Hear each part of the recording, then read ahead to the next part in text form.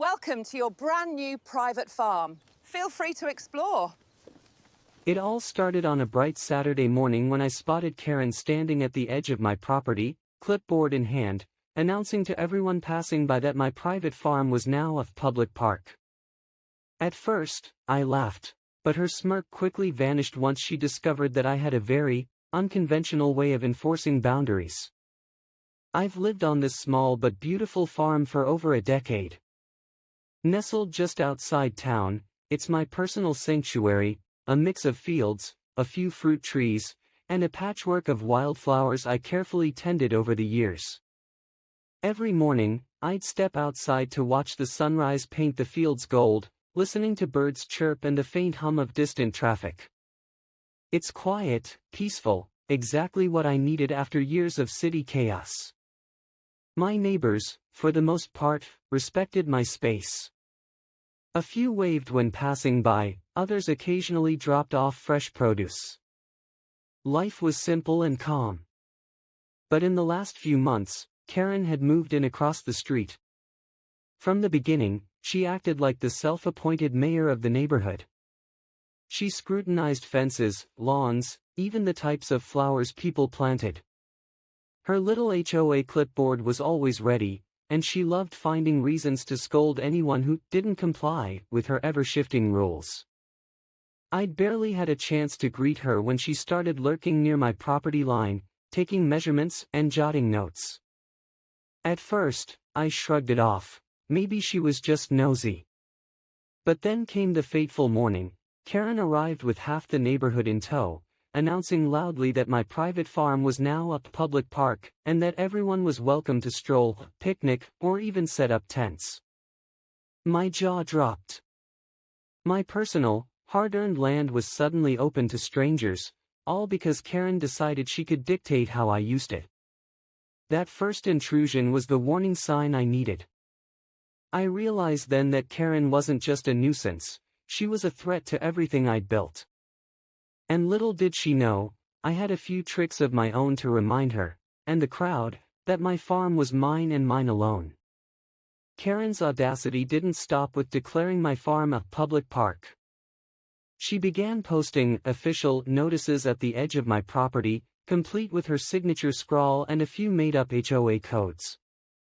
One morning, I found a brightly colored sign nailed to a tree near the entrance, "Private property? Not anymore, community access permitted." People passing by started believing her claims.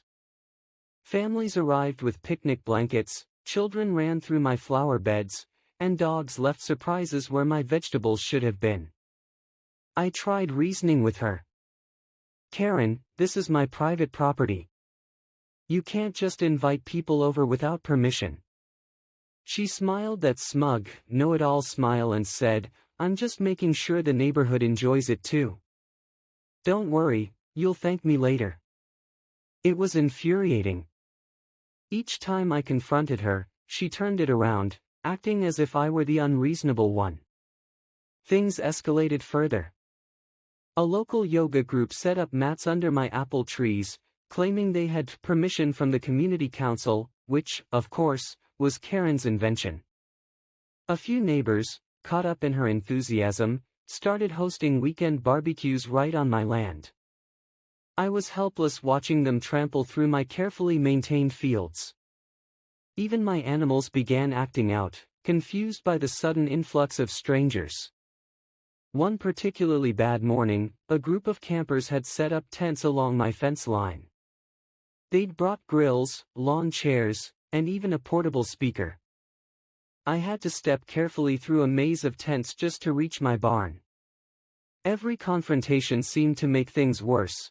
Karen watched from a safe distance, a camera in hand, filming my reactions as if she were staging some reality show. By this point, I was seething. My farm, my sanctuary, my hard-earned peace, had been hijacked by Karen's overbearing sense of entitlement. It wasn't just about privacy anymore, it was about respect. The unfairness of the situation, my own land being treated like a public playground, was maddening. Every new intrusion, every laugh or cheer at my expense, tightened the coil of frustration inside me. It was clear that reasoning with her wasn't going to work. The next move had to be clever, precise, and undeniable. I needed a way to reclaim my land, to make a statement that would not just stop the chaos but leave a mark Karen wouldn't forget. The breaking point came on a sweltering Saturday afternoon. I had spent the morning tending to my livestock and patching up a section of fence that had been trampled multiple times. By noon, the chaos had escalated. Dozens of people had set up a small festival on my land. Kids were running wild through the vegetable gardens, music blared from speakers, and the smell of overcooked barbecue filled the air. Then I saw it, Karen herself, perched on a folding chair near the pond, snapping photos and laughing as if she were hosting some exclusive event. That's when my heart sank. A group of campers had unknowingly let one of my bulls out of its enclosure. The animal, normally docile, was now pacing near the crowd, clearly agitated. The tension in the air was palpable, but instead of fear, Karen seemed to revel in the drama. I realized at that moment that no amount of reasoning, pleading, or polite warnings would stop her. She wasn't just disrespecting my property, she was flaunting her power and daring me to react. My frustration boiled over. I couldn't let this continue. As I surveyed the scene, I knew I had to act. Calm planning was no longer an option, the situation demanded decisive action. That afternoon, standing on the edge of my trampled fields, I made a decision. I would take back control of my land, and the consequences would be unforgettable. I wasn't interested in theatrics. I wanted something that would make the rallyable crowd and Karen herself stop, think, and leave without me having to shout. So I went to the one place she'd never suspect: public health and permits. First thing, I documented everything. I took photos of the makeshift stages, the unlicensed food stalls, and, most importantly, the line of portable toilets someone had rented for the event. They weren't placed with any permits, there was no waste management plan posted, and several looked like they'd already been used hard, lids askew, paper flying in the breeze. I filmed short clips, labeled them with timestamps, and backed them up to the cloud. I also gathered a handful of neighbors who were fed up and asked them to write brief notes about when the crowd arrived and what they'd seen. Next, I made a calm, factual call to the county health inspector. I didn't use drama, I used facts. Unpermitted public gathering on private land, I said. Multiple food vendors, portable toilets with no sanitation plan, and potential contamination near my pond. The inspector agreed to send someone out to evaluate, but warned it would take time to arrive. That was the first setback. When you call official channels, they move at the speed of bureaucracy. So I did the sensible interim work. I kept documenting.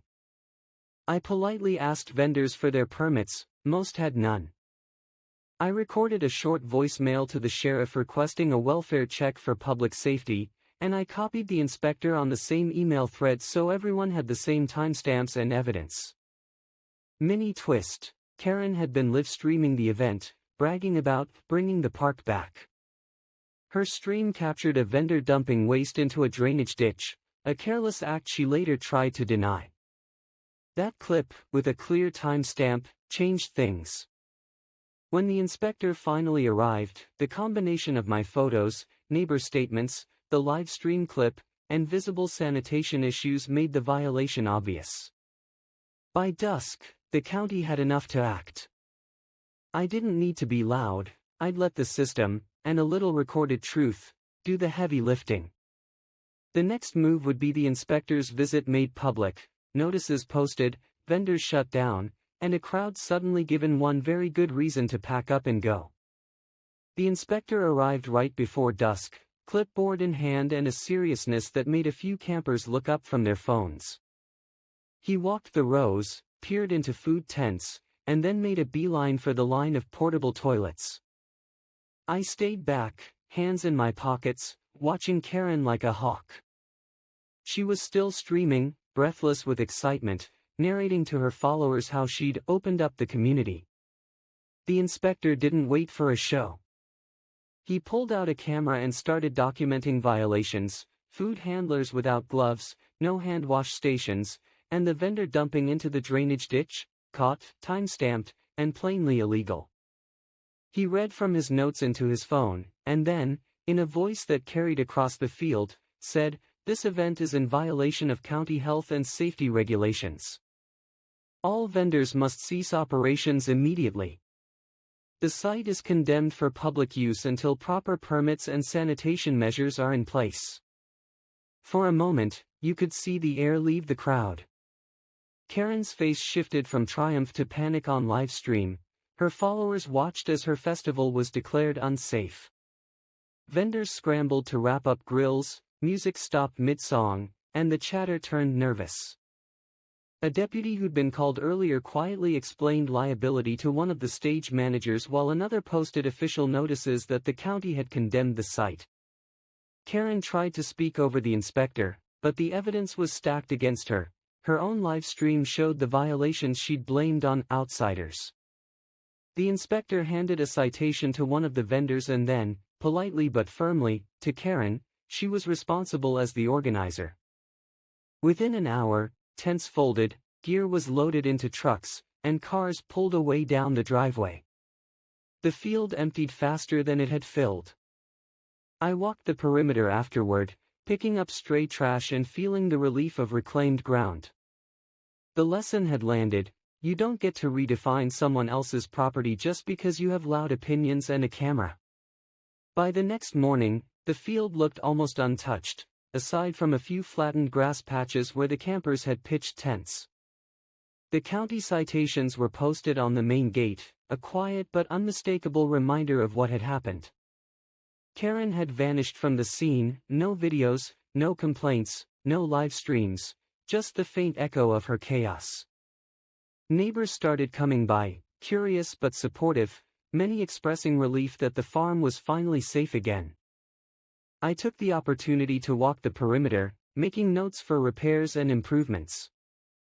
The temporary damage was minor, but the real victory was in the statement, "My land, my rules." The local community began respecting the boundary lines more, and the HOA, who had been subtly siding with Karen out of fear, kept a low profile once they realized the legal and municipal weight against her.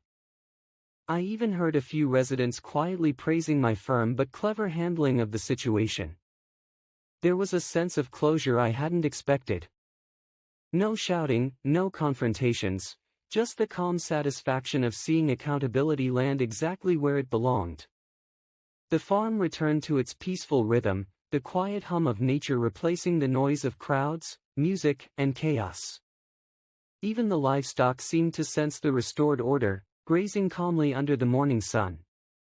In the end, Karen had learned the hard way: loud opinions and entitlement don't outweigh ownership, rules, and common sense. And I had reclaimed not just my land, but my peace of mind. Looking back, this whole ordeal reminded me how quickly entitlement can turn into chaos when boundaries aren't respected. It wasn't about proving power or showing off. It was about protecting what was mine and ensuring that rules, common sense, and decency mattered more than someone's fleeting anger. Sometimes the simplest actions, when carefully thought out, can create the most lasting impact. The best part? Watching a situation spiral out of control for the instigator while everything you planned quietly works in your favor, without anyone getting hurt, feels incredibly satisfying. It's a lesson in patience, planning, and the quiet strength of standing your ground. If you've enjoyed this story and want to see more HOA tales of justice and clever revenge, don't forget to subscribe to the channel. Hit that button and join our community. You won't want to miss the next story.